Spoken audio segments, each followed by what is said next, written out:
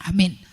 Mengawali saya mengundang dua pasang ini, satu pasang dulu, Firdaus dan dan Ika,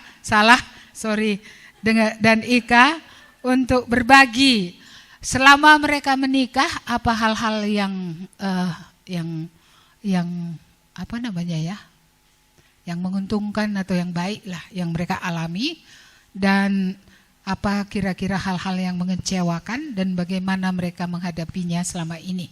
Saya undang pasangan ini, Firdaus dan Ika, untuk maju ke depan. Tepuk tangan dulu yuk. Ke atas, biar nampak dari belakang. Nanti yang di belakang itu nggak nampak.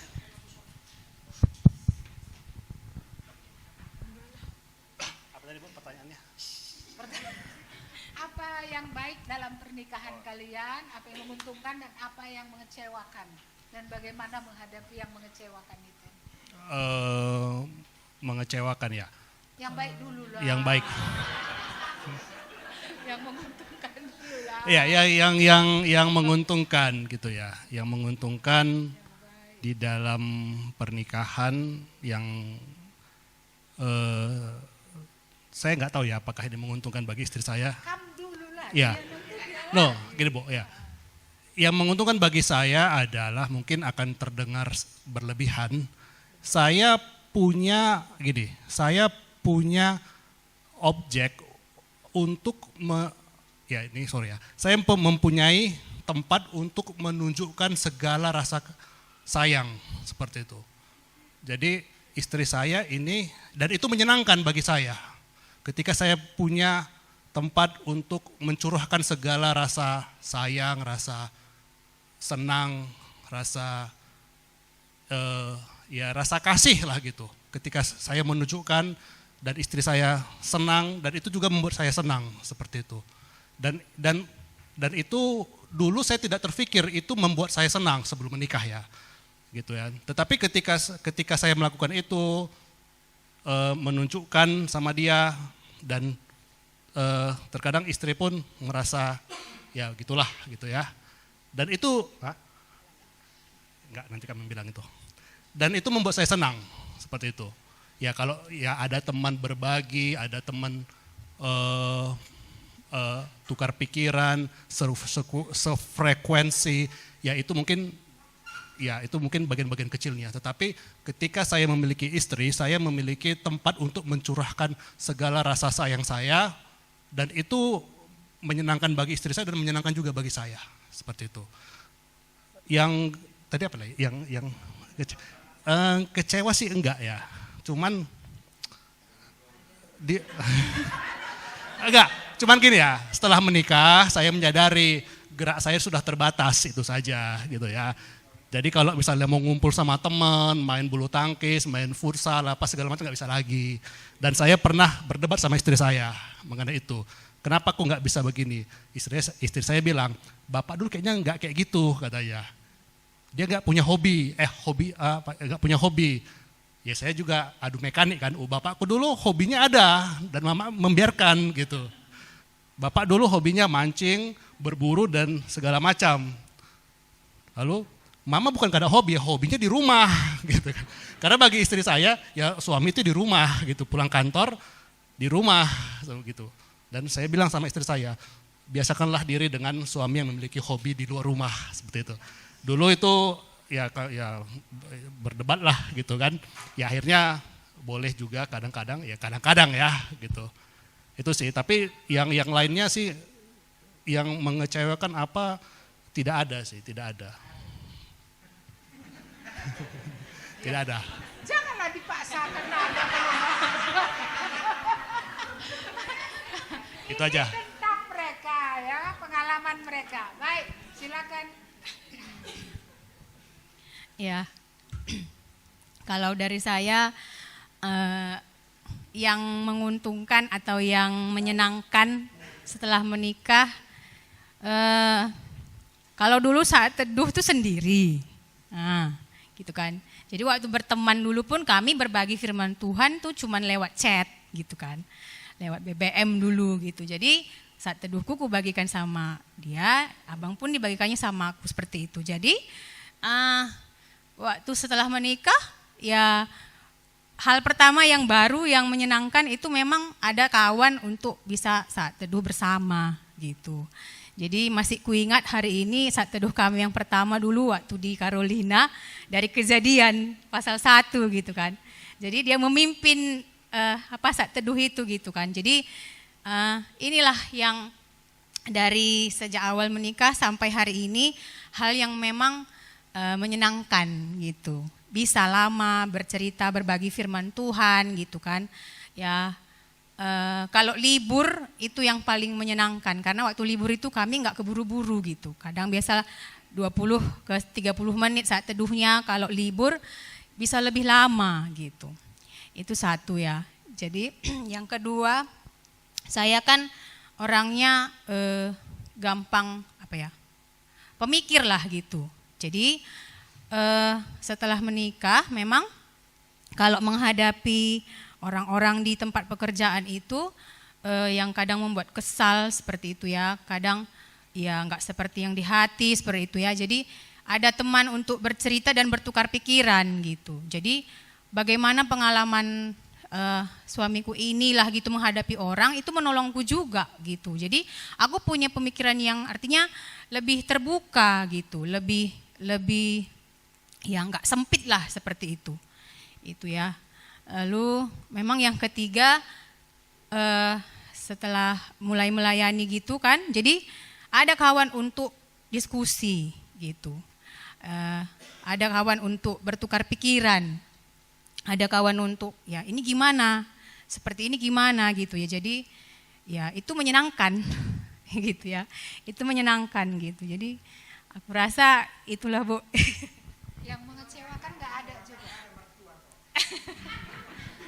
Sejauh ini sih nggak ada yang mengecewakan ya. Cuman soal hobi tadi memang aku berpikir-pikir juga gitu kan. Apakah ini untuk diriku gitu kan. Kalau misalkan hari Minggu itu pergi mancing keluar gitu kan. Saat memang hanya waktu Minggu itu bisa bersama di rumah gitu. Karena habis pelayanan atau habis ibadah gitu kan. Ya maunya bersama-sama. Ya menikmati waktu berdua gitu di rumah bercerita gitunya. Kalau selainnya kayaknya nggak ada Bu, belum ada ya. Dan semoga tidak akan ada ya gitu. Ya baik, terima kasih. Ini beruntung kali dia ya. Iya, banyak kali mereka sehati sepikir ya. Baik, saya panggilkan dulu pasangan yang kedua, silahkan duduk. Ya, iya Bapak Depan, Mama Depan. Kalau ada nanti yang mau lagi pasangan ketiga boleh ya. Di atas saja supaya nampak dari belakang. Karena agak beda arah kita dari yang pertama, kita di sini supaya nampak. Perkenalkan dulu, kami keluarga Bapak Depan, saya disebut Bapak Depan, ini Mama Depan. Kami menikah sudah 19 tahun. Tuhan memberikan 3 orang anak. Baik, untuk yang pertama saya serahkan sama istri saya dulu. Iya, saya sebenarnya menyaksikan ini, pertama saya senang ketika disuruh ibu, tapi makin saya renungkan, Tuhan ini vulgar. Tapi saya berdoa, Tuhan kalau Tuhan izinkan menceritakan tentang kepulgaran ini, bagi saya ini vulgar. Ini akan mengubahkan, memulihkan kami lagi, dan ini menjadi berkat bagi orang yang mendengarkan. Ya, ini saya menceritakan saya, kekecewaan saya dalam pernikahan dan apa tuh Ibu?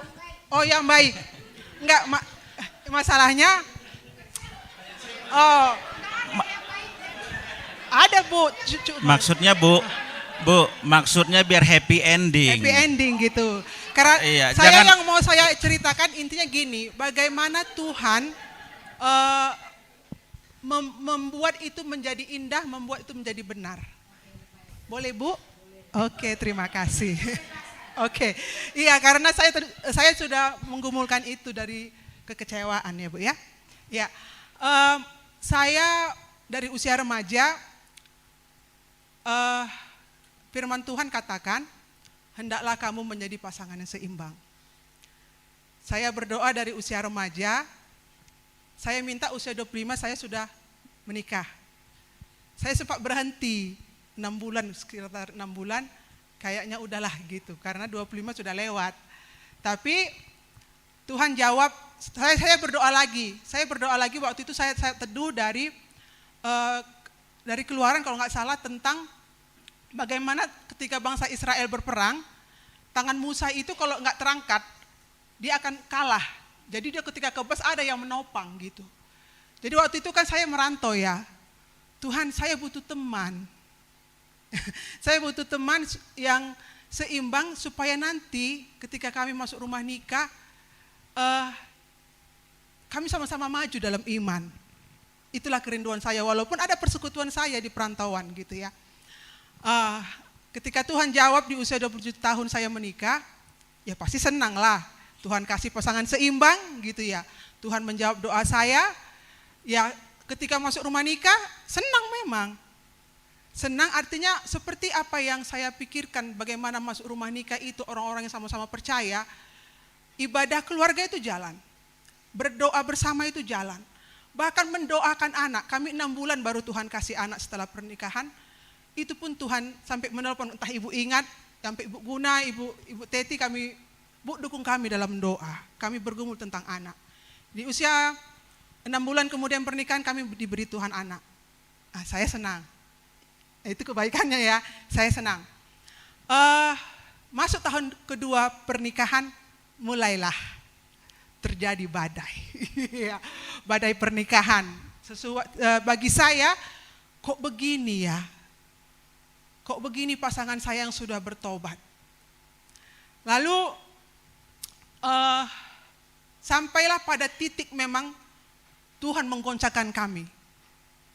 Di waktu itu ya Bapak Depen, ya kami keluarga di Tuhan lah saya katakan seperti kita, mungkin jemaat yang sini sudah tahu apa yang terjadi. Itu awalnya saya tidak pahami itu. Saya cuma memikirkan Tuhan sampai kapan? Sampai kapan ini selesai gitu ya. Jadi dalam perjalanan kekecewaan itu, setelah 2 tahun, masuk periode 2 tahun pernikahan, kekecewaan itu, ini hanya 3 poin yang saya kasih ya. Pertama, saya merasa bahwa saya seorang istri, tapi tidak diistrikan. Kenapa? Pertama, kita kan bisa berinteraksi ya dengan keluarga besar ya. Saya itu pernah dimarahin di depan mertua saya. Bahkan kalau orang Batak Eda ya. Itu sangat membuat saya tidak menangis memang. Tapi itu sangat memedihkan hati saya. Mungkin suami saya spontan waktu itu gitu ya. Tetapi itu kok kenapa sih harus di depan mertua gitu. Itu sangat mengecewakan bagi saya. Saya merasa saya tidak diistrikan. Yang kedua, ketika ada masalah kalau dalam bahasanya itu memberi tangan kayak mana ya bahasanya ya, sembunyi tangan kanan ya, sembunyi apa ya namanya sih bahasa apanya itu ya. Ketika memberi saya tidak tahu. Saya tidak tahu. Itu makanya saya bilang saya istri tapi tidak diistrikan. Ketika ada diskusi-diskusi, menurut saya sebenarnya diskusi itu sama saya. Kenapa sama keluarga besar atau mertua atau eda-eda saya gitu. Itu mengecewakan bagi saya.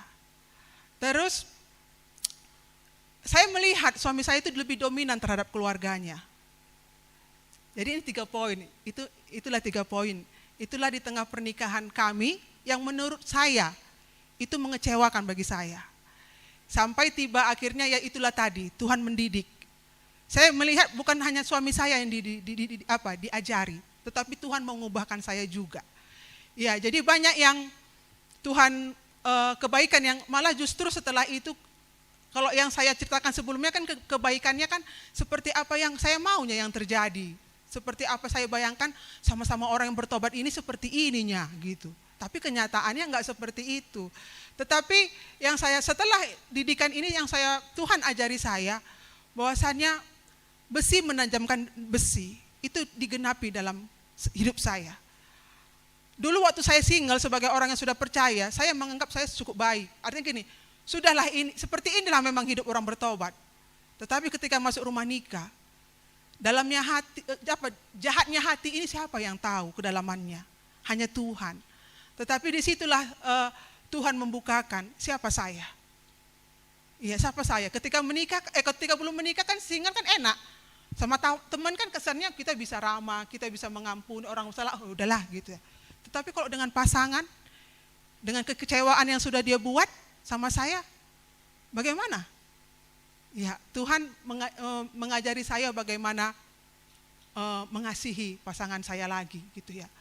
Jadi ada firman Tuhan yang boleh berbicara, doa Bapa kami, itu yang membuat saya bisa mengampuni. Kemudian tentang kasih, itu berbicara. Kasih itu murah hati, kasih itu tidak marah, kasih itu tidak cemburu.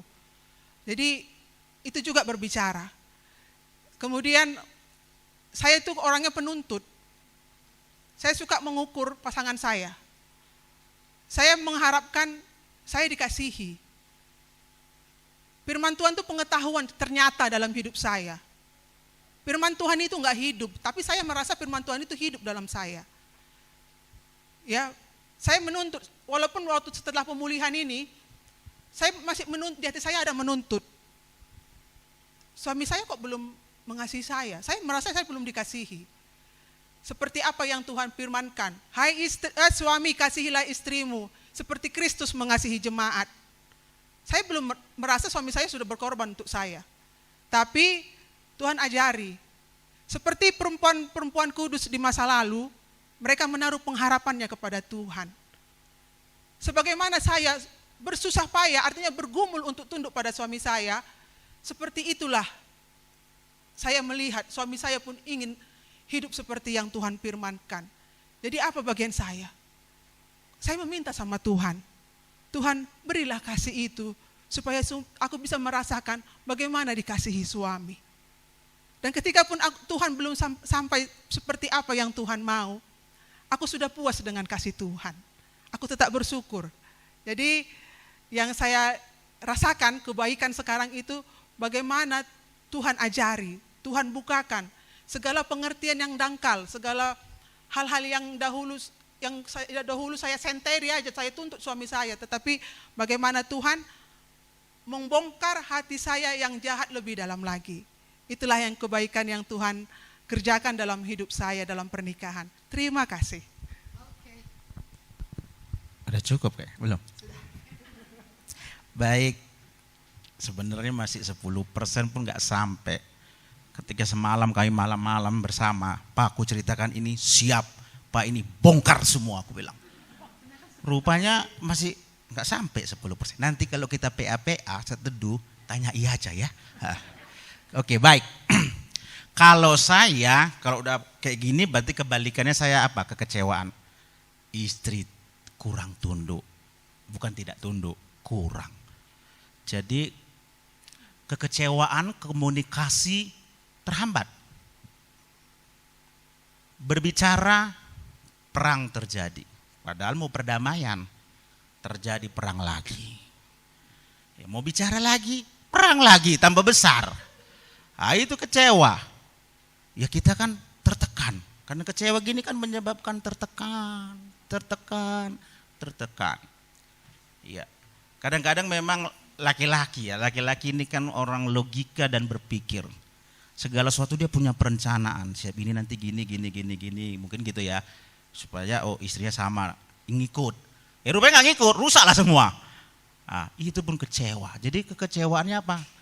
Istri kurang tunduk. Bukan berarti saya bilang tidak tunduk, ya kurang. Kenapa? Karena saya merasa ego saya sudah tepat.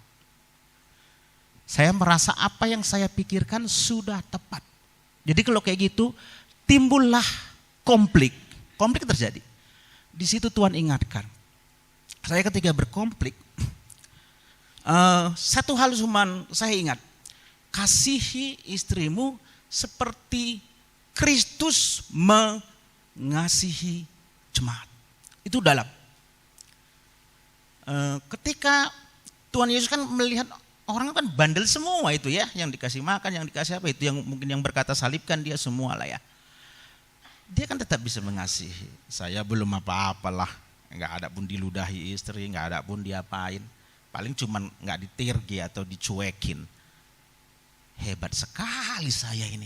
Saya di situ belajar. Ketika berkonflik saya belajar itu Tuhan tegur, saya berdoa, Tuhan berikan hatiku bisa mengasihi sesuai kasih Tuhan.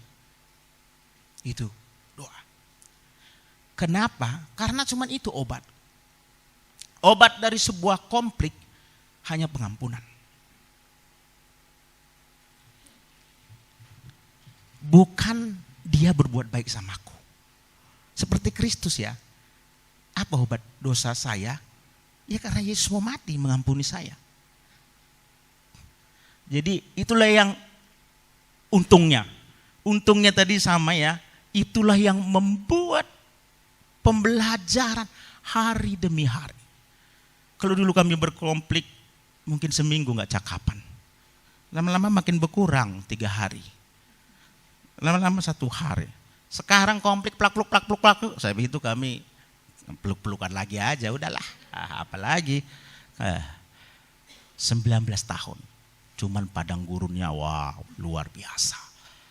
Luar biasa. Terus keuntungan ya, ini dah tadi kekecewaan, keuntungannya itu banyak ya. Memang pertama-tama kita diselamatkan dari mungkin ya percabulan. Ya namanya hot ya, kita anak muda hot. Ya nafsu seks tinggi. Selamat ya, kalau nikah kan selamat. Nggak kemana-mana ya. Nah, yang kedua ditolong. Pas firman Tuhan, memang banyak kali ditolong. Saya banyak kali ditolong. Dalam banyak hal. Apalagi sekarang makin pintar saja masak Mbak Depen ini. Karena banyak kali YouTube bukanya, oh Pak aku buat ini, oke, aku bilang. Tinggal makan aja kok, enak kok, saya senang lah. Gimana rasanya? Oh aman semua. Kalau kurang garam pun gak enak semua. Tinggal ambil kecap sedikit, kecap asin. Udah, ditengoknya, ya, biar makin enak ini mah. Udah enak kan. Nah, tadi gak dibilangnya, dia sekarang kalau cakap, saya langsung tidur. Semalam, gak mama bilang, lupa ya. Jadi kan. Oh iya satu lagi. Boleh ya Bu ya. Ini sekarang kecewanya masih. Jadi saya kan mengasihi, pertama gini, saya sebenarnya itulah bukti kasih saya ya. Kalau biasa kan tiap hari pulang kerja mau tidur cerita gitu ya. Tuhan saya kasih telinga, tapi ini sebenarnya berulang-ulang. Kadang-kadang di hati saya gini, nggak ku dengar kali ini, biar tahu rasa dulu Bapak Depen kayak mana rasanya kalau nggak didengar gitu kan. Tetapi nggak bisa, nggak tahu saya nggak bisa. Ya udahlah kasih telinga, dengarkan, responi gitu ya.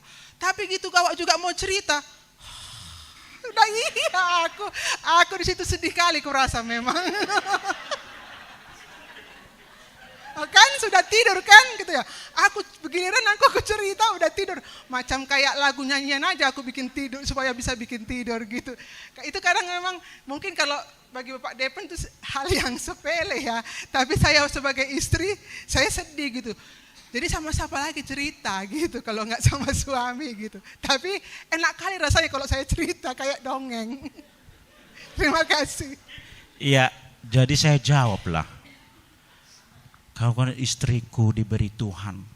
Udah nyaman kali aku. Itulah tanda nyamannya aku. Terakhir mau lu apain pun kan udah pasrah aku bilang. Jangan kan bicara. Mau disobek-sobek pun udah gak lagi lah aman. Jadi gitulah aku bilang nyaman kali aku. Mau bilang apa? Nyaman berada di sisinya. Jadi nyenyak. Jadi gak jadi kami lagi konflik. Ya udah yuk tidur begitu. Jadi itulah ya. Tapi sejauh itu harus mau diajari, itu aja kami topiknya. Harus mau diajari. Kalaupun ada tantangan, konflik, jangan kabur. Hadapi dengan bersama Tuhan. Kalau terluka, bukan pasangan yang obati. Sekali lagi, jangan harapkan itu obatnya. Terluka karena pasangan, obatnya darah Kristus. Kalau kita mengharapkan, oh berubahlah, enggak kan. Kami panjang loh, 19 tahun. Mungkin di 10 ke 15 tahun, waduh, aut-autan. Muka ini muka nenek-nenek, kakek-kakek mungkin jumpa tertekan. Kenapa? Mengharapkan supaya dia berubah. Pahit. Tetap yang menyucikan. Dan apa yang memberi itu pelepasan tetapnya Kristus. Firman-Nya, darah Kristus itu. Makasihlah Bu, itu aja. Ada pasangan ketiga yang mau maju volunteer? Ya, tepuk tangan dulu. Adakah pasangan ketiga mau bercerita? Siapa saja boleh, silakan. Macam mana kamu? Ini sekaligus berbagi ya. Karena kan dari kesaksian ini kan banyak yang bisa kita belajar ya. Oke, ada? Mari. Kalau ada yang rela hati. Kalau dikasih kesempatan kok enggak mau ya.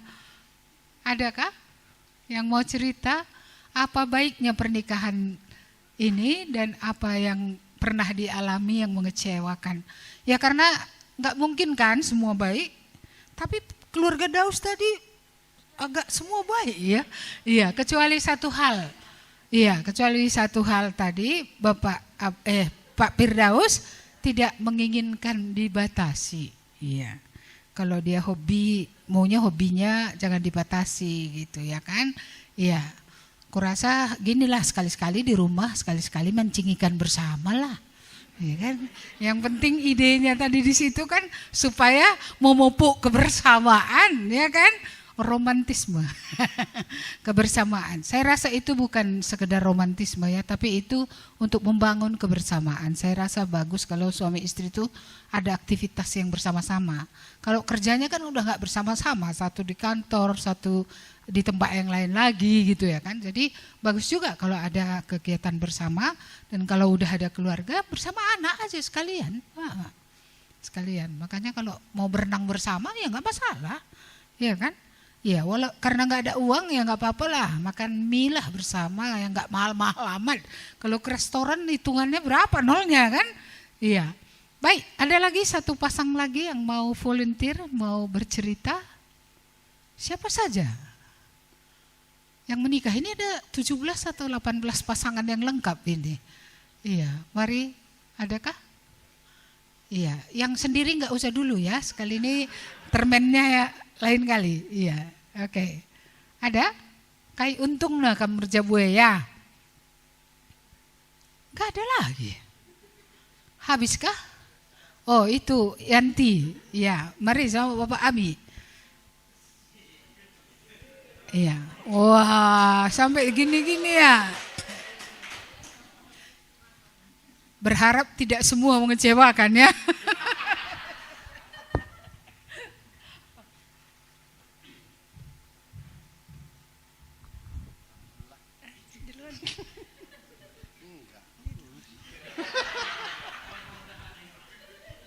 Grogi saya. Iya, dari mana ceritanya nih? Siapa yang menguntungkan dulu kalau boleh? Oh iya. Ya terima kasih ya. Saya nggak bisa panjang-panjang cerita ini. Iya, awal saya dulu berpikir itu nggak mungkin saya menikah, itu yang singkatnya ya. Kenapa saya bilang seperti begitu? Menikah nanti kasih makan apa ya? Pikirannya dulu seperti begitu. Iya, pikir saya dulu kalau karena hidupnya pun tidak menentu, sana sini, ya banyak menghadapi masalah, tekanan yang sangat luar biasa bagi saya dulu hidup ya. Dipojok-pojokkan, dijelek-jelekkan, dihina orang selalu. Kalau saya ini penuh dengan hinaan dimanapun berada dari saya dulu. Tidak pernah ada kasih orang tua, ya itu singkatnya. Dan ketika saya bertobat menerima Tuhan Yesus, ya berjalan terus bersama dengan Tuhan. Dan seterusnya saya lihat ada Tuhan bicara juga, Tuhan saya tidak mungkin menikah. Begitu ya, dengan singkat, tidak mungkin saya menikah. Lagi saya berdoa waktu itu setengah tahun lagi, Tuhan kalau saya tidak menikah, ya sudah setengah tahun lagi saya kasih beri waktu gitu ya. setengah tahun lagi. Kalau tidak ada memang Tuhan kasih tanda-tanda itu, tidak jadi. Saya sudah punya rencana yang tidak perlu diceritakan ya. Iya, karena hidup saya memang tidak mau menyusahkan orang. Begitu. Biarpun seperti begitu hidupnya. Ya. Jadi dekat singkat cerita, jumpa. Iya, waktu itu masih di Pasar 6 ya, jumpa. Cepat-cepat. Ya, jumpa dan begitu apa yang doakan itu memang itu tepat semua pada waktunya dan juga banyak orang yang memang melihat perbedaannya. Ya, tetapi setelah menikah saya melihat memang untungnya banyak bagi saya. Ya, setelah bertobat dan menikah. Kenapa saya bilang seperti begitu? Dulu sendiri tidak ada teman cerita, melihat kesalahan saya, kebobrokan, kejelekan. Itu dilihat, tapi saya tidak marah. Tapi akhirnya saya, iya ya bisa berubah begitu ya. Di situ saya bisa berubah, banyak saya berubah. Ya, dan perbedaan kami sangat jauh berbeda. Seperti langit dan bumi ya. Pernah orang bertanya, itu anak bapak katanya. Bukan, istri saya bilang. Iya, istri saya bilang, oh maaf Pak ya katanya gitu. Jadi saya lihat di situ banyak. Setelah saya menikah dengan istri saya ini, banyak ditolong saya. Sampai hari ini dia tidak pernah mengatakan kamu atau kau gitu, enggak. Tapi banyak saya ditolong. Kalau tidak, saya rasa bisa cerai begitu ya. Banyak saya ditolong sampai hari ini 18 tahun ya. 18 tahun ya? 18 ya. Iya. Saya banyak ditolong dalam banyak hal ditolong. Mulai dari nol. Dan juga kami saling menolong. Saya lebih cepat, mungkin dia belajar juga lebih cepat juga. Dan saya juga belajar lebih lambat. Supaya persamaan itu ada di dalam Tuhan itu. Dan keuntungannya di situ saudara. Saya memang orangnya temperamen tinggi, emosinya tinggi, cepat. Gak bisa lama-lambat begitu loh. Jadi kadang-kadang, gimana ya saya pikir.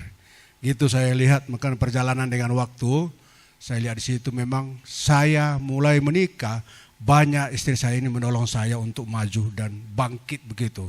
Dan akhir-akhir ini Tuhan banyak buka pengetahuan-pengetahuan yang luar biasa sama saya. Itu yang saya lihat, biarpun gak pernah duduk di bangku sekolah. Ya, itu yang saya lihat dan saya perhatikan pergumulan yang satu sekarang itu anak saya nomor 2. Itu kalau saya sudah jumpa langsung naik pitam saya.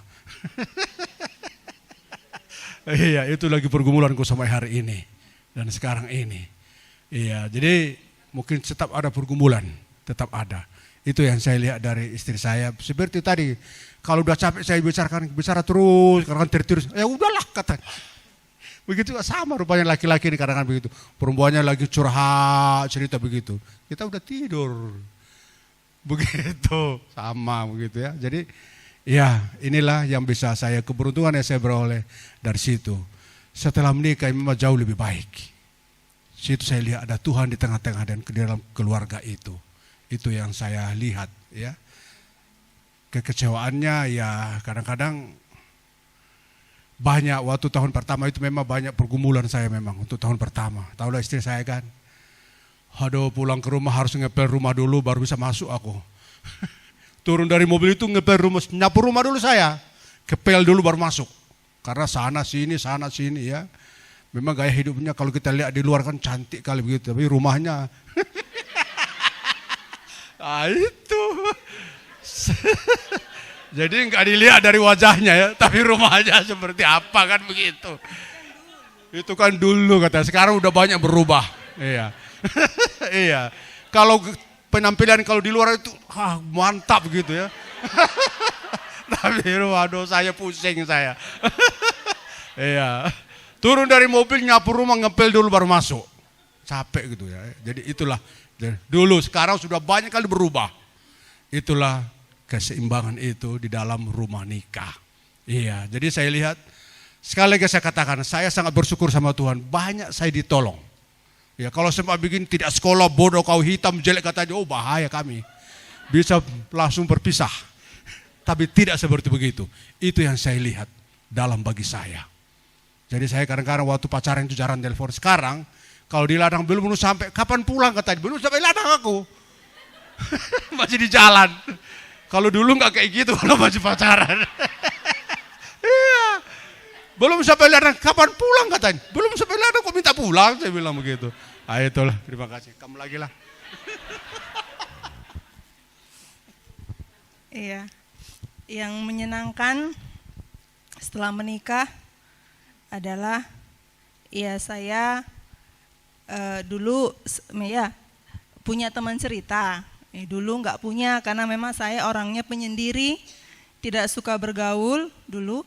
Tapi setelah percaya itu berubah dan ada suami, kami saling berbagi. Iya, keterbukaan di antara kami itu bagi saya hal yang menyenangkan.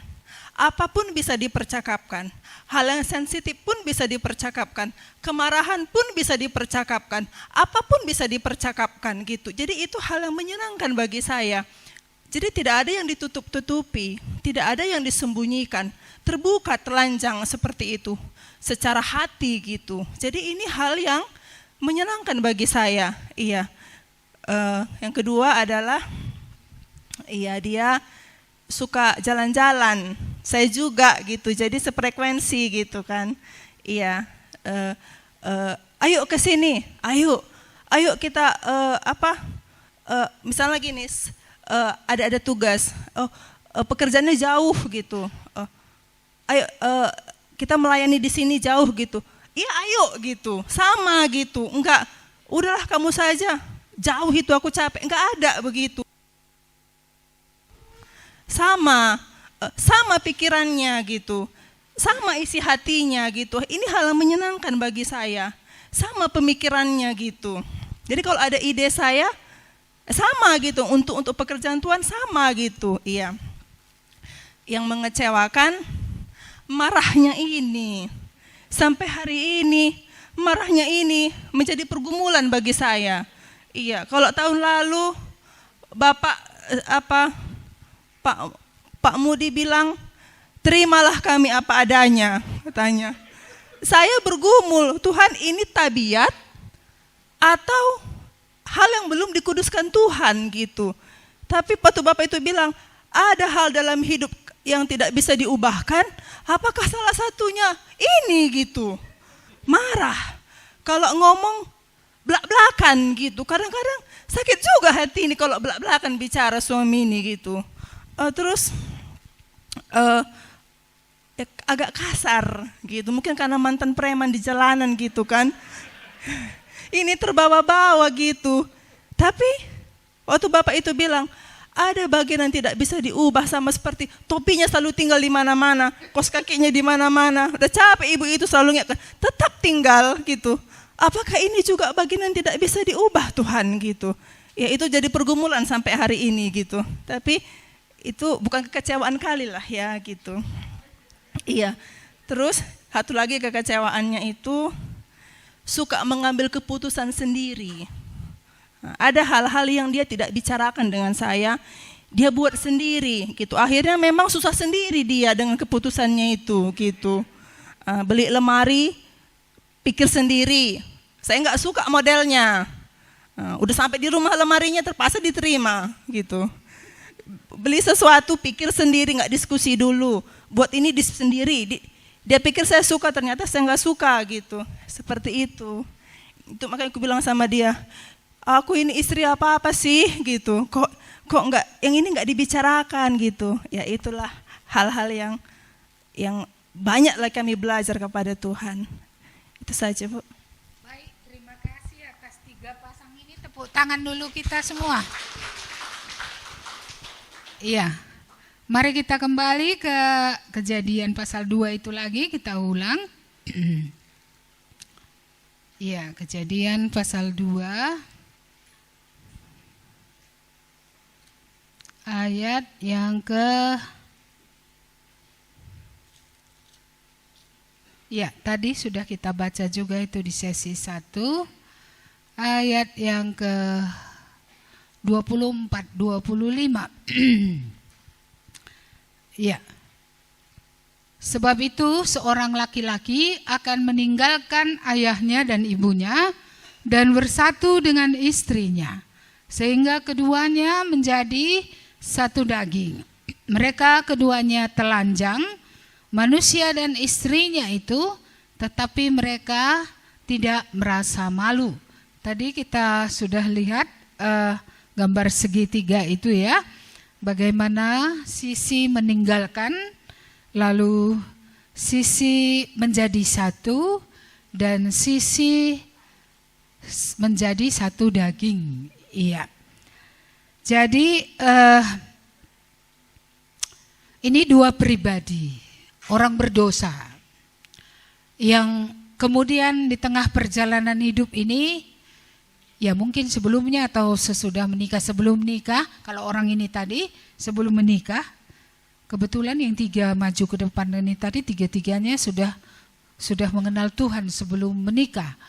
Iya, pas pula ada yang maju yang menikah itu sebelum bertobat ya.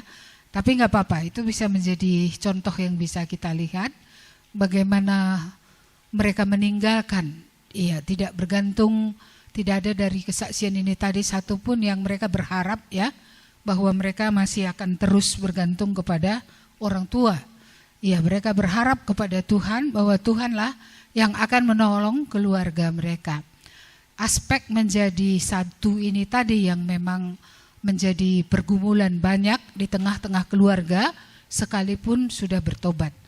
Iya. Karena menjadi satu dalam hal, ya bagaimana memiliki hati yang satu terhadap Tuhan, terhadap pelayanan ya, bagaimana memiliki hati yang satu dalam hal-hal yang dibicarakan bersama. Kita tahu bahwa laki-laki dan perempuan memang tidak akan pernah sama.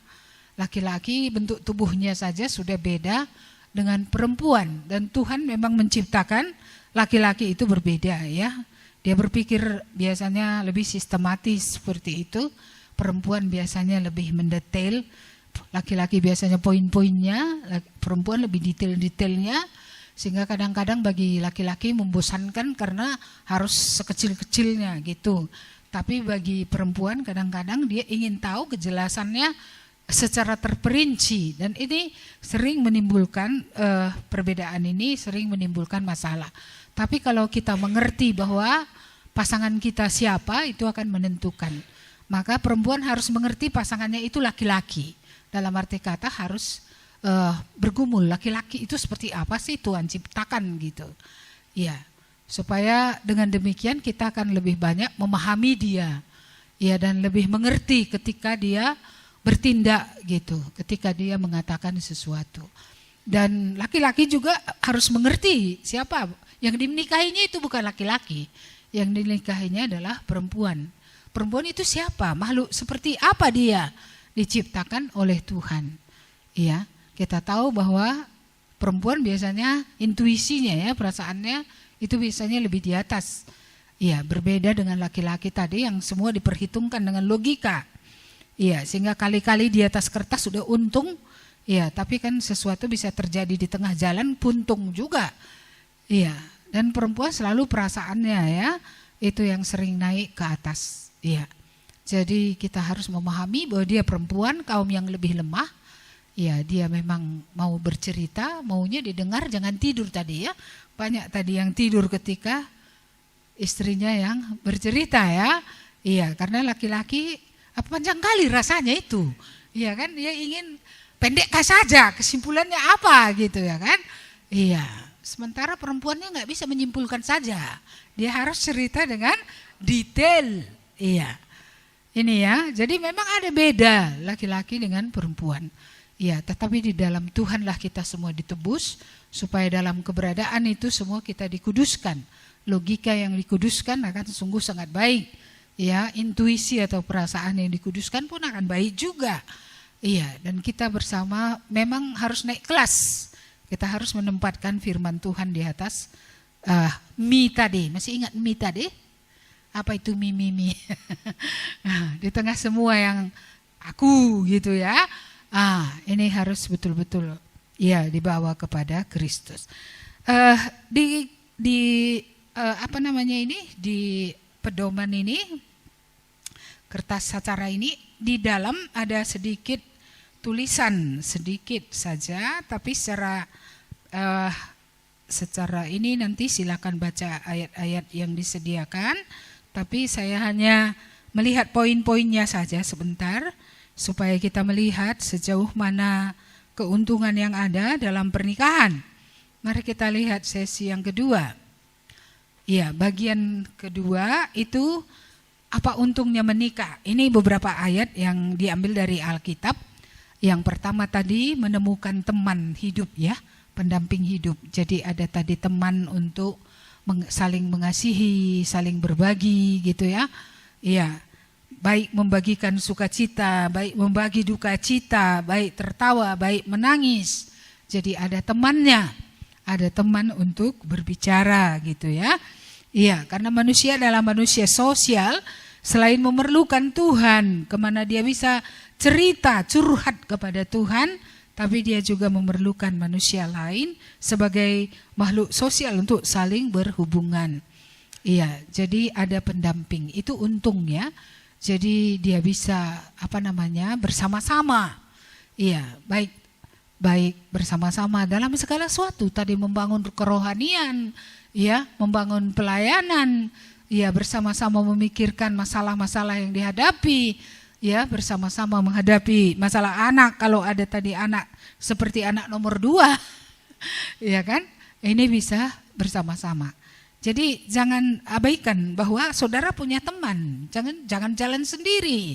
Jangan bawa sendiri masalahnya. Iya, karena ada pasangan di mana saudara bisa berdoa, di mana saudara bisa berbagi ya. Itu untungnya. Iya. Tapi banyak orang saya rasa sering mengabaikan pasangan itu. Sering seperti itu tadi, dia rasa baik, dia nggak tanya pasangannya, ya sehingga itu akhirnya membuat pasangan merasa aku ini istri atau apa. Ya, ada perkumpulan di rumah, tidak tanya kepada istri. Ya, itu kan membuat dia merasa, loh kok orang lain lebih dekat dari suamiku. Tahu berita sesuatu dari orang lain, bukan dari suami. Padahal itu tentang suami. Ya, itu akan membuat istri merasa, istilahnya tidak diistrikan. Tapi saya rasa istilah yang lebih baik adalah tidak menghormati istri. Ya, tidak menghormati istri. Ya, jadi inilah yang sering menjadi dosa. Banyak laki-laki dia tidak menghormati istrinya. Ya, ketika kita mendengar kabar gitu ya, sesuatu terjadi itu, saya melihat semua keluarga belak-belakan kali ngomong sama istri gitu, padahal istri itu sudah berkorban banyak. Lalu saya berpikir begini, selama ini bagaimana suaminya ini kepada keluarganya, sehingga semua keluarga suaminya berani merendahkan dia seperti itu gitu. Berarti kan suaminya tidak membuat istrinya terhormat di hadapan keluarganya. Nah, suaminya tidak jelas mengatakan bahwa istriku ini penting bagiku, aku mengasihi dia gitu ya. Iya, tapi ini ada nanti sesi suami istri akan dibawa oleh hamba Tuhan yang lain. Jadi saya hanya menyinggung sedikit saja akan hal ini tadi ya. Iya, jadi ada pendamping, itu menjadi satu keuntungan, bisa menjalankan rencana Allah bersama-sama ya. Tadi sudah kita bahas, beranak cucu, memenuhi bumi, memegang firman Tuhan bersama-sama, amanat yang diberi Tuhan bersama-sama. Supaya ya rencana Allah bisa berjalan dan Tuhan bisa dimuliakan. Terus ada bagian yang ketiga di sini, saling menguatkan dan saling menolong dan menguatkan. Mungkin pengkhotbah ini kita baca, coba pengkhotbah 4 ayat 9 dan 10. Pengkhotbah pasal 4 ayat 9 dan 10. Pengkhotbah itu kitab Perjanjian Lama. Letaknya itu sesudah Amsal ya. Pengkhotbah pasal yang keempat tadi.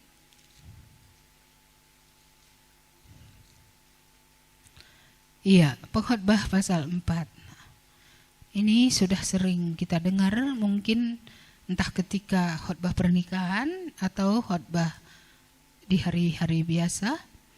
Khotbah tentang pengkhotbah pasal 4 ayat 9 10. 9 ayat 9 Iya, sampai 10. Sebenarnya ini sampai 11 ya.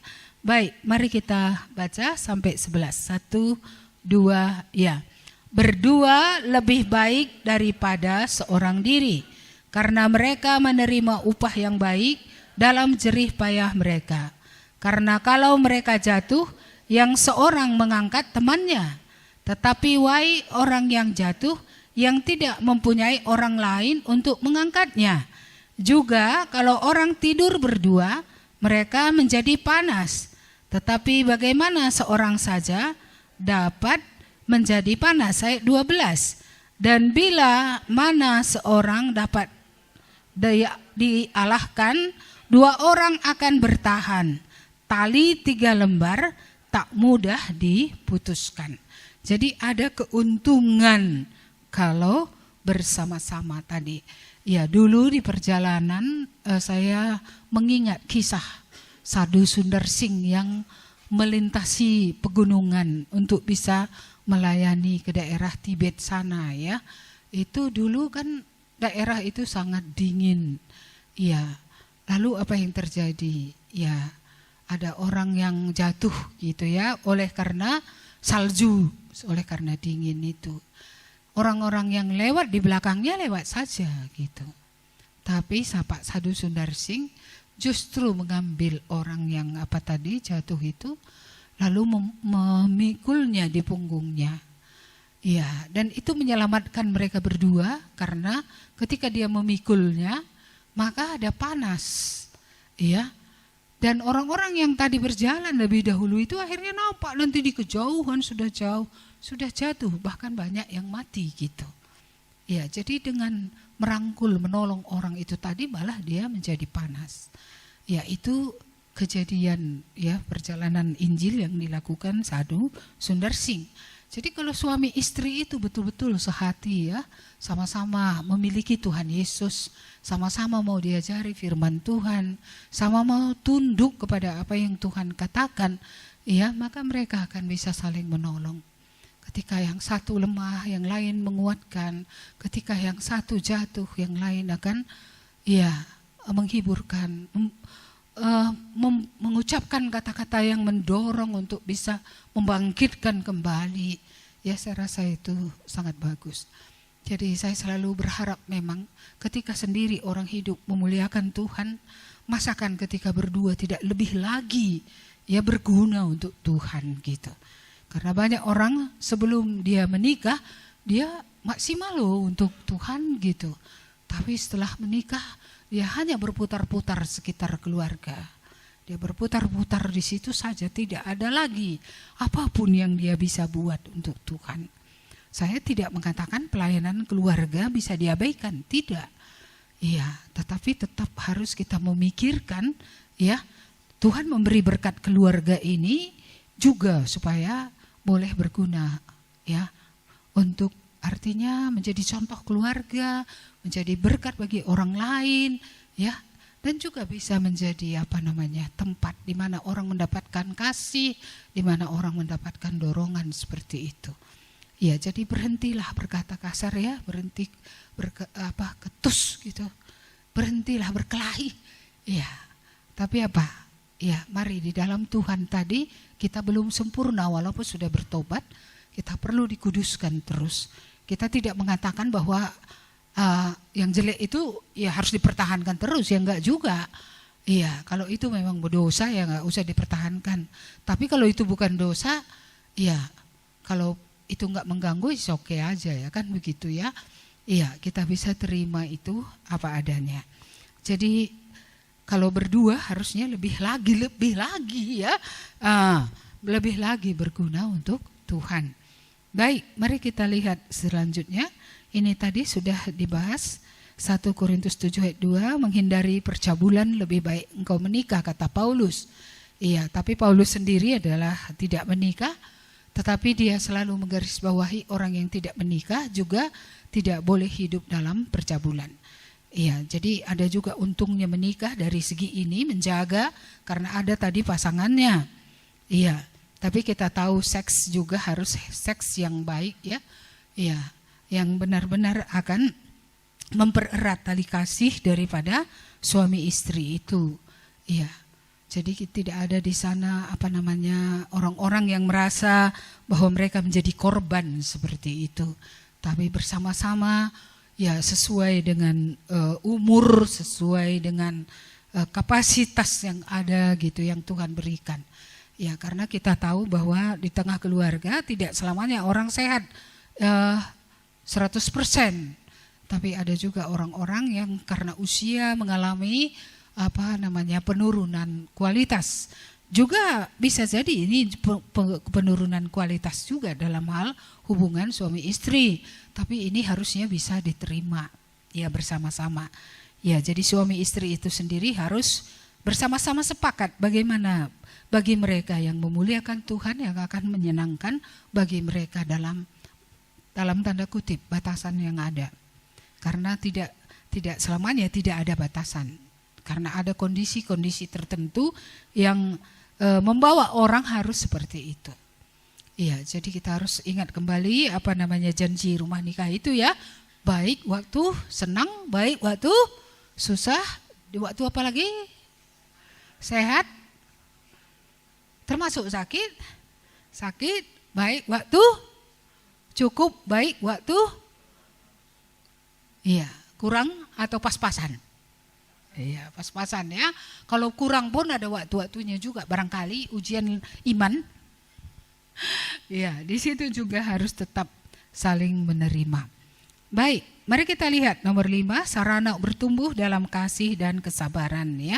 Kasihilah istrimu tadi ya, seperti Kristus mengasihi jemaat, kasihilah istrimu seperti kamu mengasihi dirimu sendiri. Jadi memang kasih ini memang sangat diharapkan dari kaum pria, dari laki-laki, dari kaum bapak. Bukan berarti bahwa istri tidak mengasihi suaminya, tapi karena suami tadi punya harga diri tadi, ya dia selalu yang paling dibutuhkannya adalah respect. Yang paling dibutuhkannya adalah rasa hormat.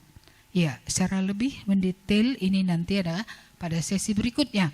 Oke, nomor 6, berkat dalam kehidupan keluarga, Mazmur 128 ayat 3 dan 4, istrimu akan menjadi seperti pohon anggur yang subur dalam rumahmu, anak-anakmu seperti tunas pohon zaitun sekeliling mejamu.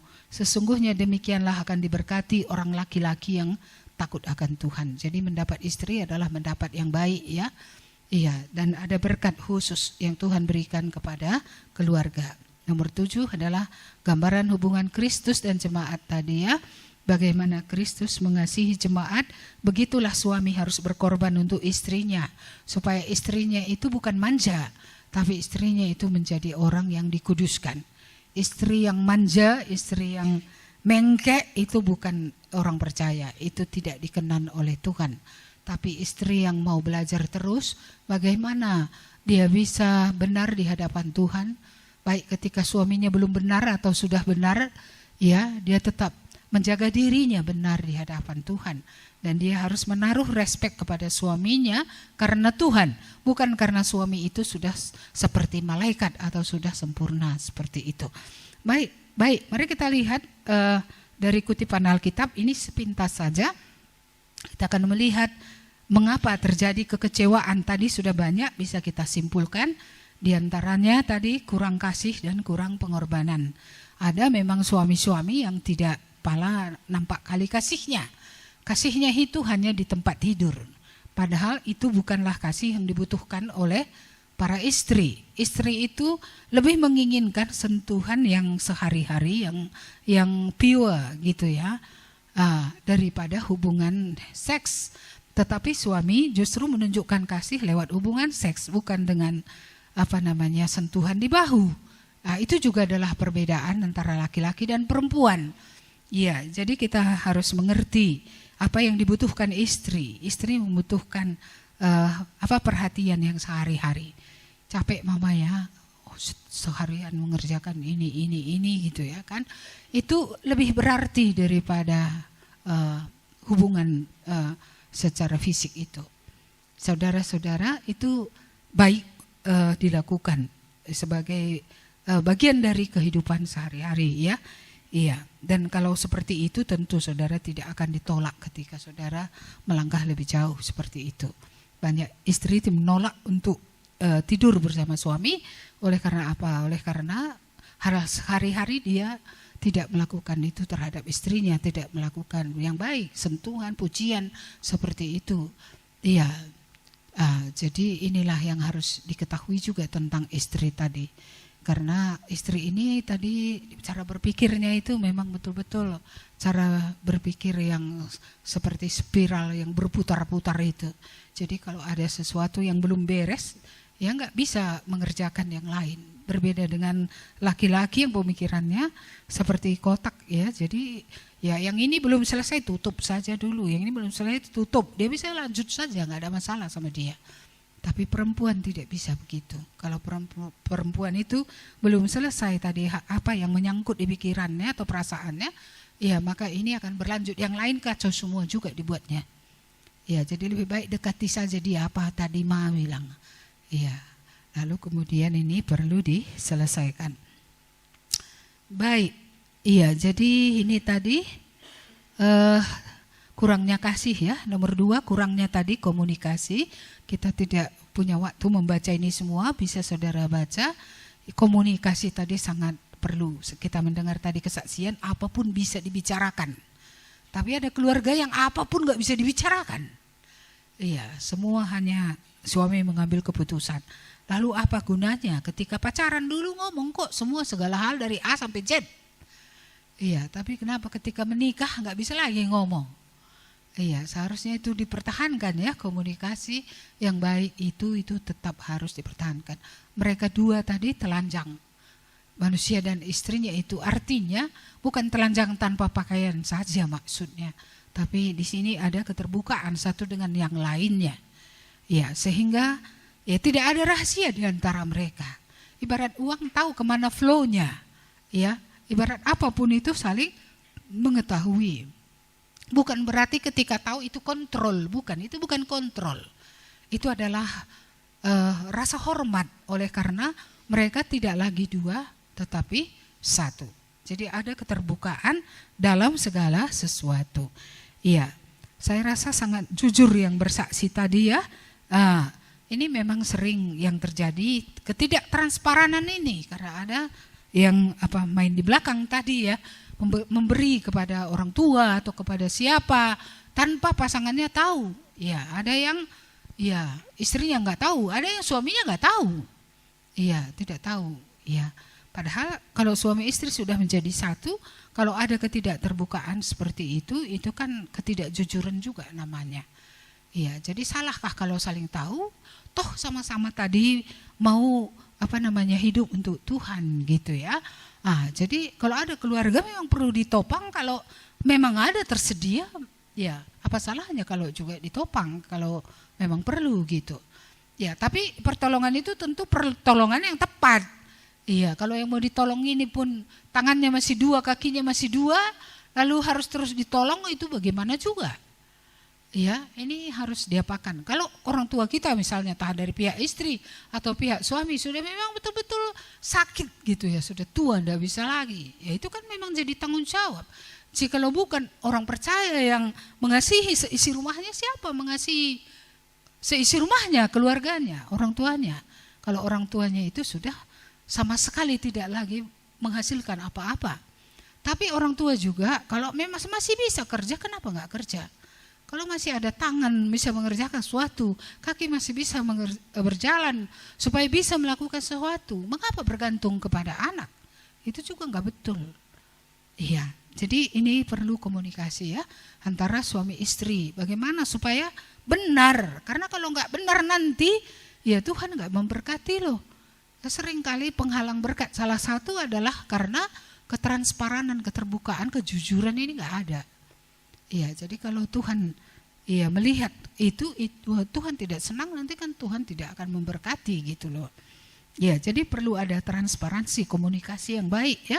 Terus ada ketidaksetiaan atau perselingkuhan. Nah, ini tadi ada pertanyaan tadi ya, mengapa ada orang percaya yang berselingkuh? Ya, itu terjadi bukan satu orang, itu ya banyak, bahkan pakar Iya, kita pernah mendengar bagaimana Pak Jusuk Roni yang bertobat, ya kan? Bahkan sudah melayani, bahkan sudah masuk penjara oleh karena Injil. Iya, tapi akhirnya gereja menjadi rusak oleh karena dia tidur dengan salah seorang orang di gereja itu. Iya, itu kan semua orang tahu. Jadi gak apa-apa kalau saya ngomong seperti ini. Nah, dan kita juga tahu begitu banyaknya kejatuhan dari orang-orang yang dipakai oleh Tuhan besar. Di negara-negara lain. Cuma kita bersyukur ada tokoh seperti Billy Graham yang sekalipun dia sangat terkenal pada zamannya, dan dia pergi kemana-mana, dia tidur di hotel mana-mana, jebakan bisa saja dari mana-mana, tapi dia sudah membuat rule dalam hidupnya. Tidak akan pernah berdua dengan seorang pun kalau istrinya tidak ada di situ. Jadi dia sudah buat peraturan itu. Dia tidak akan makan bersama pun hanya dengan seorang wanita lain, gak mau. Harus ada orang ketiga di situ. Hanya mau berdua dimanapun. Dan mungkin entah kita rasa berlebihan, tapi untuk orang kapasitas seperti dia, saya rasa baik yang dia lakukan. Dia memang punya bodyguard. Jadi kalau dia masuk ke hotel, bodyguardnya itu masuk duluan untuk memeriksa. Siapa tahu ada nanti perempuan, lalu kemudian gak ada hubungan dengan dia. Tapi entah dipeluknya saja dia disorot oleh fotografer. Kalau ini masuk pekerjaan Tuhan kan rusak semua. Padahal dia tidak berbuat apa-apa. Jadi dia ingin menjaga itu, kemuliaan Tuhan itu begitu dijaganya. Sehingga ke hotel entah kota manapun dia pergi, selalu ada yang periksa dulu kamar di mana dia masuk. Kosong, baru dikasih dia masuk.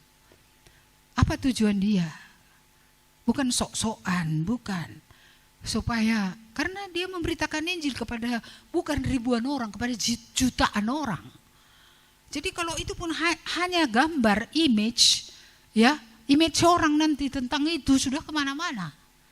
Dan dia tidak mau itu. Maka dia sangat menjaga kemuliaan Tuhan, menjaga kemuliaan Injil. Dia menjaga keluarganya. Supaya jangan sempat dia ada foto gitu dengan seorang perempuan seperti itu. Jadi dia memang menetapkan tidak akan makan dengan perempuan kecuali dengan istrinya. Kalau hanya 2 orang. Harus ada orang ketiga, orang keempat, itu sih dia boleh saja. Jadi harus ada batas juga saudara-saudara di zaman Eden kita ini, dalam pergaulan yang seperti sekarang ini, baik lewat internet, baik pergaulan-pergaulan langsung, dan kadang-kadang kita punya jam terbang yang tinggi, beberapa di antara kita di sini yang pergi ke satu kota dan ke kota lainnya, itu kita harus betul-betul menjaga. Jangan menjadi sak oleh karena sesuatu yang kita lakukan. Nama Tuhan taruhannya. Nama Tuhan nanti tidak akan dimuliakan. Tuhan sudah memberikan nyawa untuk kita. Mari kita menjaga itu. Dan orang-orang yang sudah berkeluarga menjaga. Jangan chatting sembarangan. Kalau kita kan tahu kita ini sudah lebay atau tidak kan? Kalau sudah lebay ngapain dijawabi? Apalagi kalau chatnya terlalu akrab, sok akrab gitu kan. Kan sudah bisa tidak usah diperdulikan lah. Seperti itu jaga diri. Karena sudah banyak sekarang orang yang selingkuh. Banyak orang yang bermula dari chat berakhir dengan di atas tempat tidur. Jadi ini memang betul-betul harus dijaga. Harus ingat, aku ini Tuhan sudah menikahkan aku dengan pasanganku. Kami ini tidak ada perpisahan. Kami ini tidak ada perceraian. Kami ini tidak ada yang bisa memisahkan kami. So whatever it is, apapun itu, kamu harus komit dengan janji di hadapan Tuhan itu, entah istrimu hadir, entah tidak hadir, kamu harus jaga itu, bahwa kamu bukan milikmu lagi, kamu sekaligus milik Tuhan, sekaligus kamu milik daripada pasanganmu, kamu bukan milik pribadi lagi, tidak. Kamu milik Tuhan karena ditebus. Kalau memang sudah ditebus, dan kamu milik pasanganmu karena sudah dipersatukan di dalam rumah nikah. Yang lain yang sering mengakibatkan kekecewaan, kurangnya peran dan tanggung jawab. Ya.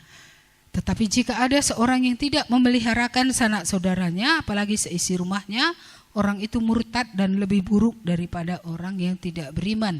Jika suami atau istri tidak menjalankan peran dan tanggung jawabnya dengan baik, pernikahan bisa menjadi beban yang berat. Setiap pasangan harus memahami peran mereka sesuai kehendak Tuhan. Iya, itulah yang saya ceritakan tadi. Ada keluarga yang breadwinner-nya bukan laki-laki. Mengapa begitu? Situasi zaman ini membawa istri memiliki gaji yang banyak.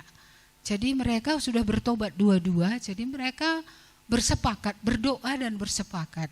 Siapa kita yang bekerja, siapa yang kita akan mengurus anak-anak di rumah.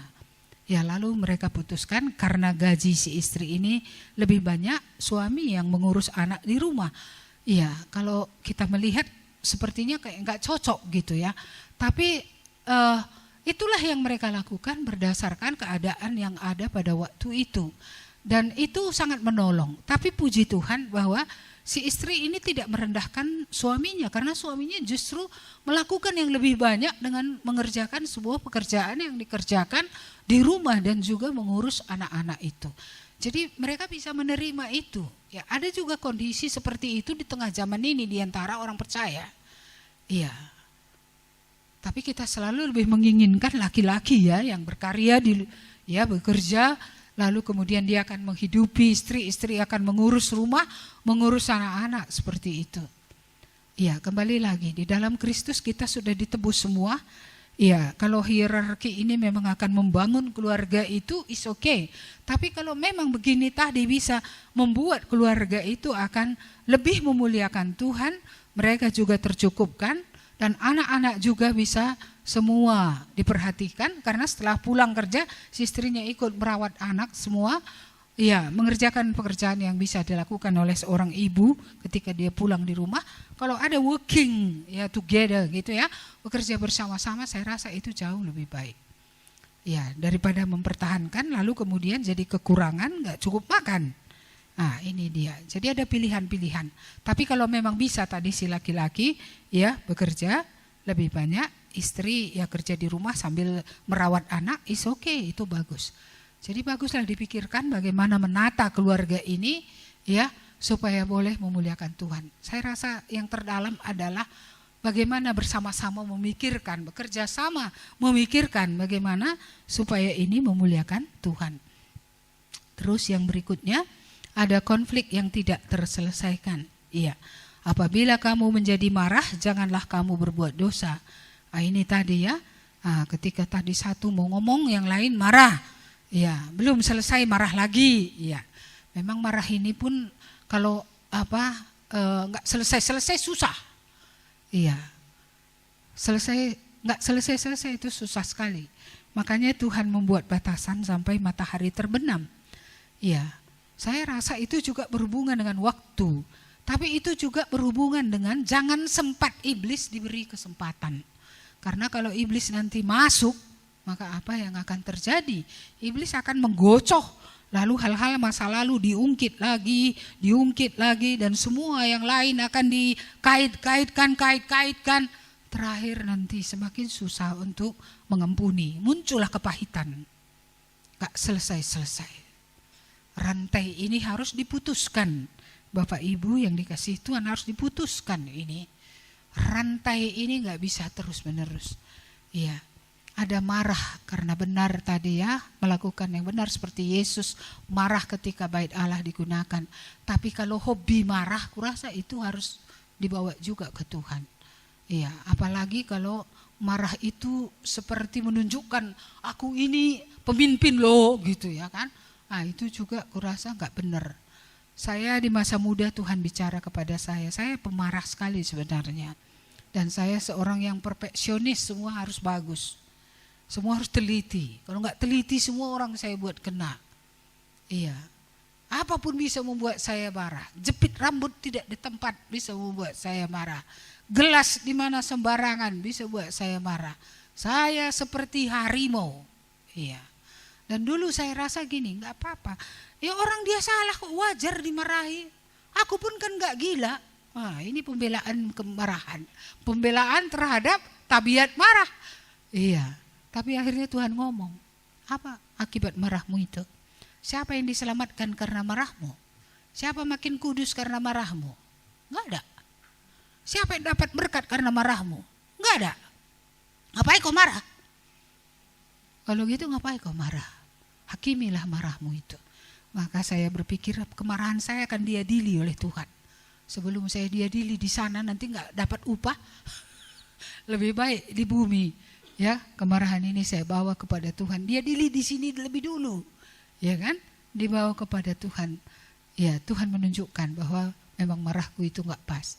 Ya, kalau aku berkata lembut hasilnya akan jauh lebih baik. Mengapa harus berkata marah? Iya. Dan memang ada yang terganggu juga. Bu, mereka yang salah kami kok ikut semua kena, katanya pula kan. Iya, jadi betul-betul gak bisa diberkat bagi orang. Gak ada kesaksian yang baik dari marah ini. Iya, jadi saya harus bertobat. Ya, dan saya bertobat. Iya, kalau dulu sedikit saja melihat tidak sempurnaan saya suara saya sudah naik. Iya, tapi saya bersyukur kepada Tuhan sudah banyak berubahnya ya. Kalau sekarang enggak palalah. Ya. Tapi tanya orang di sekeliling saya saja. Supaya saya jangan nanti membela diri saya sudah berubah. Biarlah orang di sekeliling saya bilang memang ibu sudah berubah. Mana orang rumah. Karena kan mereka tiap hari di rumah. Mereka tahu gitu ya kan. Iya. Saya kadang tanya mereka, saya sudah berubah belum ya dalam hal marah? Saya bilang, sudah Bu, katanya. Iya, kenapa? Karena salah pun dia gak kumarahi lagi. Ah, itu kayak mana pula itu coba? Salah gak kumarahi lagi. Ah, jadi apa yang kulakukan? Ah, salah ini nakku perbaiki. Ya Bu, katanya udah puji Tuhan. Gitu ya kan. Kan lebih baik ya kan? Iya, dia pun gak jantungan lagi. Kalau enggak dia pun sakit dia. Kenapa? Jangan-jangan marah lagi nanti ibu sekali ini. Kayak mana? Takut pula kalau ibu marah kan. Jadi dia nggak ingin ibu marah. Dan kalau aku marah terus kan aku pun tensian, dia pun sakit juga. Biarlah kami sama-sama sembuh. Aku marah lagi, dia pun nggak ketakutan kan. Nggak takut, dia kan adrenalinnya kan lebih baik. Seperti itu. Jadi marah ini jangan bela ya. Jangan bela. Iya, memang Bram ini harus kita doakan. Karena dia pernah membawa saya. Lalu kemudian kami masuk, itu lampu merah. Lalu sudah hijau sih, masih hijau. Kami masuk. Tapi karena banyaknya kendaraan, jadi melambat. Jadi ketika dia sudah merah, kami masih di tengah. Jadi menurut Bram dia nggak salah. Karena memang masuknya kami hijau. Betul dia ya? Betul. Tapi ketika sudah keluar, kami dikejar polisi. Ah, kejar polisi dengan kereta, datang dia, belok-belok dia ke gang-gang bawa ibu pendeta.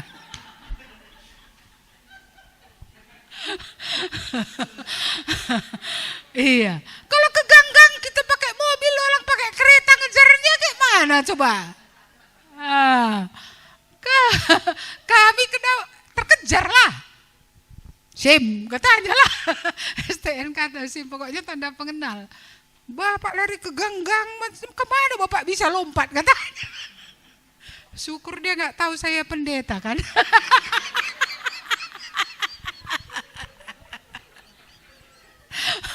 Jadi akhirnya saya tanya, kenapa tadi kita ini? Orang kita gak salah kok, katanya. Iya, jadi inilah kadang-kadang kita harus tambah lagi Roh Kudus memenuhi kita supaya ada lebih banyak kesabaran, supaya lebih banyak penguasaan diri. Saya kalau sudah nggak sabar soal makan ini, saya selalu kelaparan. Sejak sakit gula itu kan selalu lapar. Saya harus berdoa saya terus, Tuhan penuhi aku dengan Roh-Mu supaya aku bukan hidup dari roti saja. Tapi dari firman yang keluar dari mulut Allah. Supaya dengan begitu ya satu potong pun bisa masuk, gak apa-apa gitu. Kalau jangan sampai penuh gitulah. Maksudnya ya kalau sudah ada sedikit ya that's enough gitu kan. Emang saya kan gak banyak bergerak, ngapain saya makan banyak? Kalau saya makan banyak jadi apa? Jadi badan semua. Iya, tapi kalau gak ada Roh Kudus gak bisa ada remnya. Iya, jadi untuk marah ini pun perlu Roh Kudus. Iya, ketika kita bertobat kita menerima Roh Kudus, tapi kita harus dipenuhi, dikuasai seluruhnya supaya penguasaan diri itu lebih ada. Jadi kalau ada di sini nggak ada penguasaan diri itu nggak ada, bukan karena nggak ada Roh Kudusnya mungkin, tapi karena tidak membiarkan Roh Kudus leluasa bekerja. Jadi perlu leluasa. Jadi seluruh bagian itu jangan ada kita tahan-tahan. Kalau marah ini tadi memang ya bawa saja kepada Tuhan. Ngapain ditahan-tahan? Tuhan bisa mengubah kita kok menjadi ciptaan yang baru dalam Kristus Yesus. Ya, tapi ingat tidak semua marah itu salah ya. Ya, kalau marah misalnya anak kita nggak belajar, marah ya wajar. Tapi jangan nggak nampak lagi kupingnya ya. Marah yang ada batas dong. Marah yang punya tujuan. Jangan asal marah-marah. Marah-marah dengan marah beda ya. Iya, marah ada temanya. Marah-marah itu kadang temanya terlalu lebar. Jadi itu nggak boleh. Baik, mari kita lihat harus konflik tadi diselesaikan ya. Iya. Jadi kita harus benar-benar merendahkan diri. Tadi kita sudah belajar kita saling mengampuni.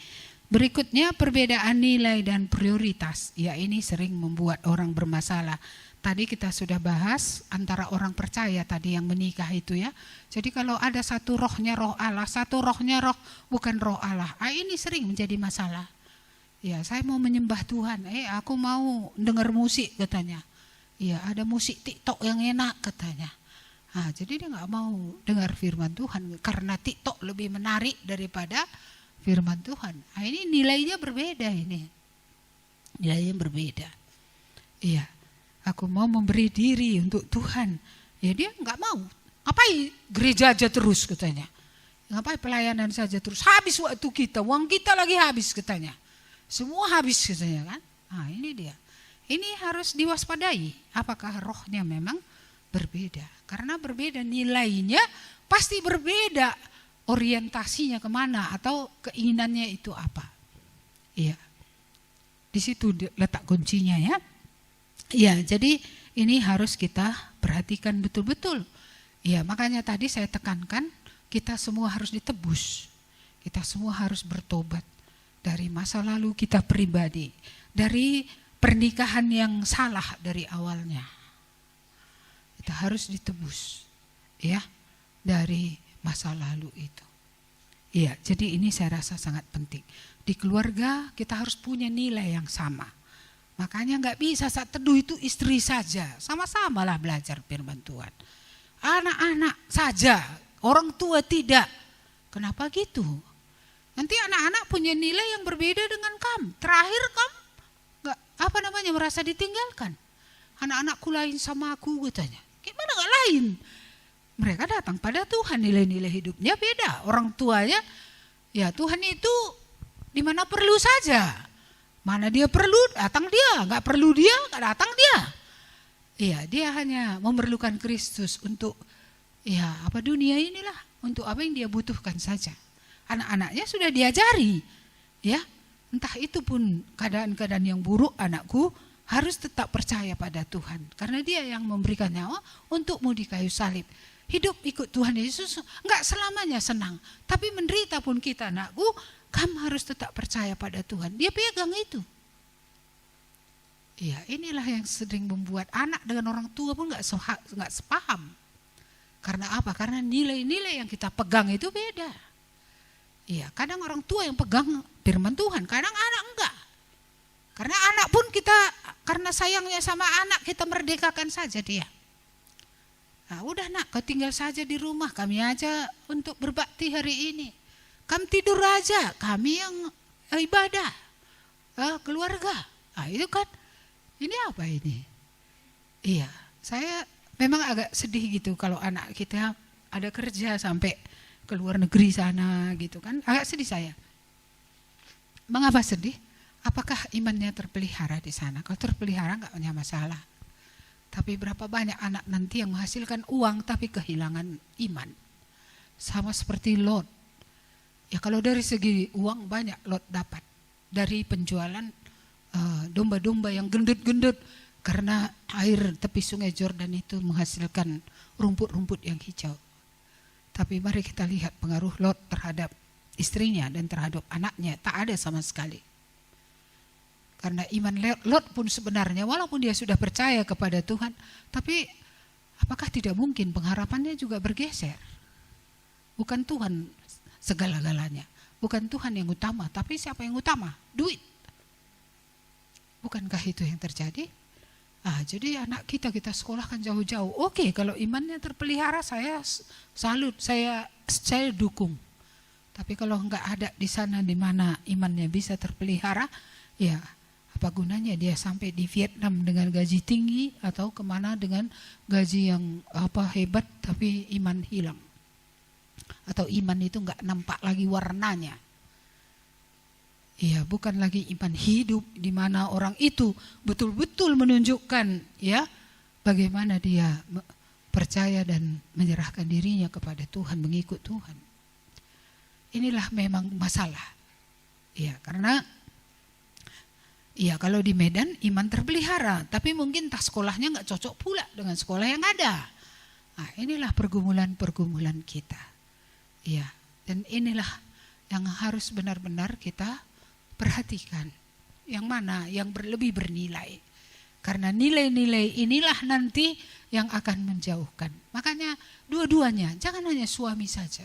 Suami istri, mari belajar bersama. Gagok-gagok pun dulu nggak apa-apa. Iya, mulailah gitu ya kan.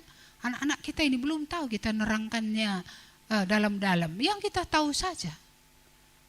Ada sih orang yang pernah mengusulkan sama ibu ya supaya buat paling tidak untuk keluarga sekali 1 bulan. Ya, saya belum memikirkan itu. Mungkin setelah siap pasca ini bisa dipikirkan apakah bisa disiapkan bahan untuk keluarga at least once a week gitu ya, untuk sekali seminggu seperti itu. Tapi kalau renungan pagi itu kan saya kirim tiap pagi, ya itu bisa kita baca, bisa juga untuk keluarga, tapi kadang-kadang itu bisa tidak berhubungan dengan keluarga. Ya, mari kita lihat lagi yang berikutnya.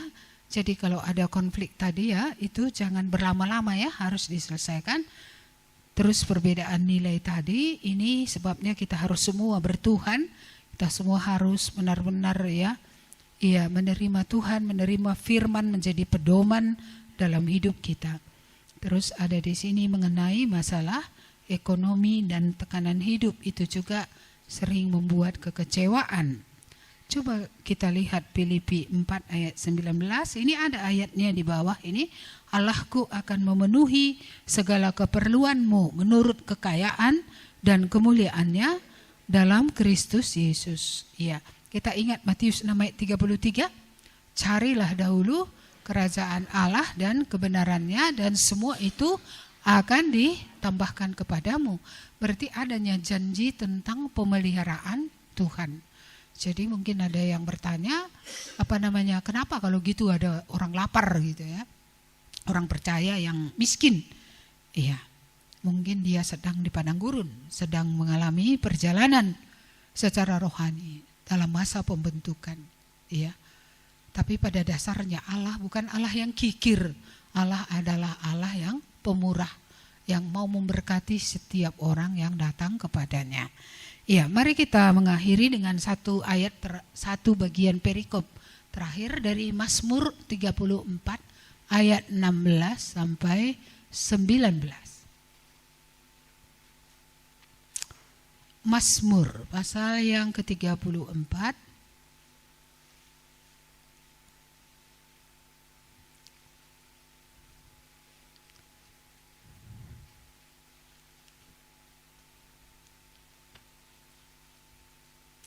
ayat yang ke-16 sampai ayat yang ke-19. Ini kita baca bersama-sama. Ini ayat terakhir yang kita baca. Mari kita baca bersama-sama. 1, 2, iya. Mata Tuhan tertuju kepada orang-orang benar dan telinganya kepada teriak mereka minta tolong. Wajah Tuhan menentang orang-orang yang berbuat jahat untuk melenyapkan ingatan kepada mereka dari muka bumi. Apabila orang-orang benar itu berseru-seru, maka Tuhan mendengar dan melepaskan mereka dari segala kesesakannya. Tuhan itu dekat kepada orang-orang yang patah hati dan Ia menyelamatkan orang-orang yang remuk jiwanya. Mata Tuhan tertuju kepada siapa? Siapa orang benar itu? Orang percaya. Siapa itu? Tetangga sebelah. Ada yang bilang siapa? Saya gitu ya. Iya, jadi mata Tuhan itu tertuju itu maksudnya gimana sih? Terarah ya, ke situ perhatian Tuhan itu. Dia mendengar ketika mereka berseru-seru kepadanya, dan ada satu janji di sini tadi, ya, bahwa Tuhan akan menolong, memberikan kepada mereka jalan keluar, kepada orang benar ini tadi, kepada aku, kepada kamu yang orang benar, ya. Jalan keluar yang diberikan oleh Tuhan. Ya, jadi tidak mudah memang berjalan dalam hidup pernikahan.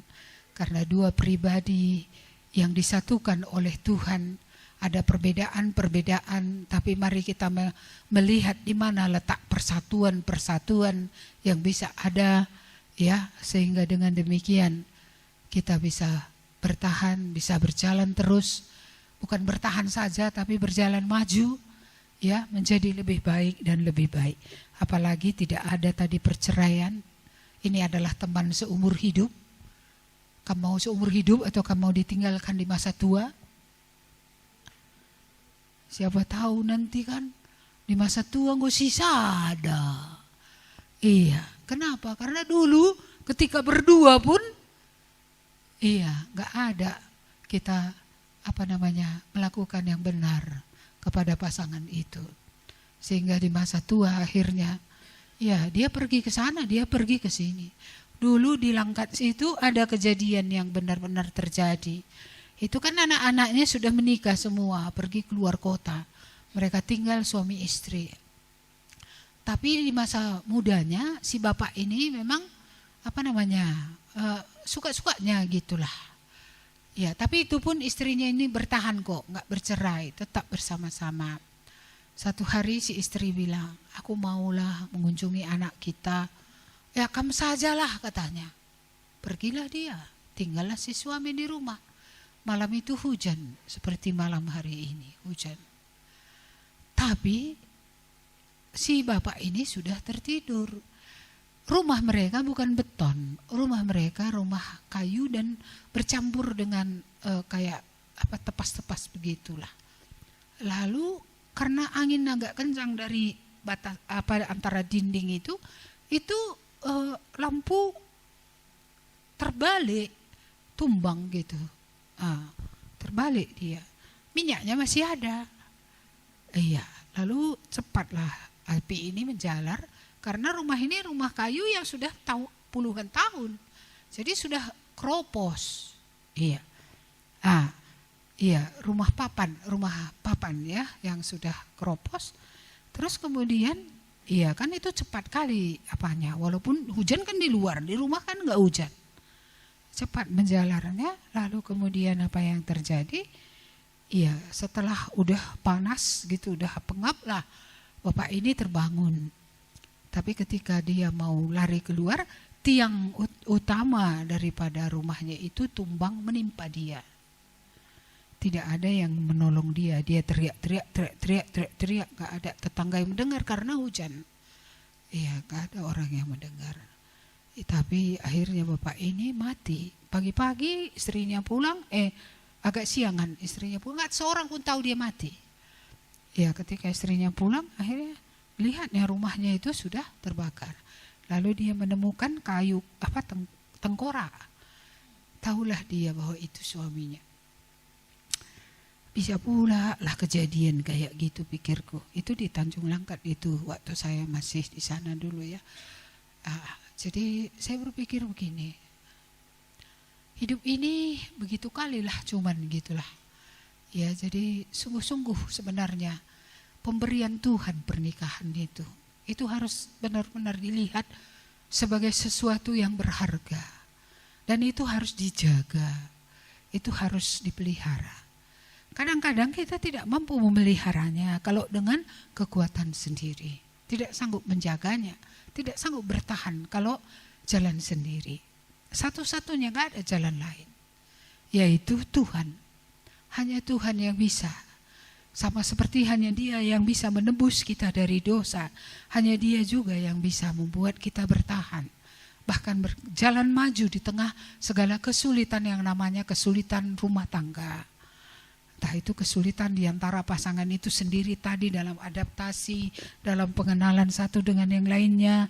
Apakah itu hanya 10 tahun pertama atau sampai 15 tahun. Atau mungkin sampai hari ini pun mungkin masih banyak lagi penyesuaian suami istri ini satu dengan lainnya gitu ya.